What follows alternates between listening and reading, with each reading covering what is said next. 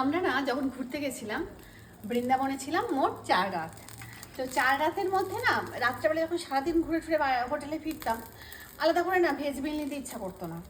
তখন না একদিন ঘুরতে গিয়ে প্রথম দিন যেদিন ঘুরতে বেরিয়েছি সন্ধ্যের পর, ওখানে হোটেলে ঢুকে দেখছি কি একজন চাউমিন খাচ্ছে। তো বলছি কোথায় চাউমিন খাচ্ছে, খেয়ে দেখে এত লোভ হলো। তারপর খুঁজে বের করেছি, দুটো চাইনিজ ছেলে দেখে চাউমিন বানাচ্ছে। দুর্ধর্ষ বানিয়েছে ভেজ চাউমিন, আর তার সাথে ছিল বল ভেজ মোমো ছিল, পনির মোমো দুর্ধর্ষ ছিল, দারুণ ছিল।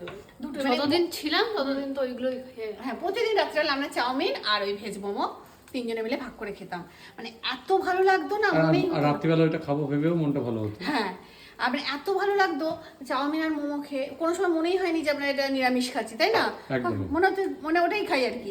ভেজ মোমোটা এত টেস্ট আর ছিল, ভেজ চাউমিনেরও এত টেস্ট। হ্যাঁ, এবার আজকে আমরা অনেকদিন পর রাত্রেবেলা বানিয়ে নিচ্ছি। দেখো এখানে বানিয়েছি ম্যাগি, আর তার উপর দিয়েছিল ডিমের পোচ, আর এখানে একটা হচ্ছে, আর এখানে একটা হয়েছে হলো ডিমের পোচ। এবার ডিমের পোচটা নামিয়ে নেব। তো এই দিয়ে আজকে হচ্ছে আমাদের রাতের খাওয়া দাওয়া। তো চলো শুরু করি। শুভরাত্রি।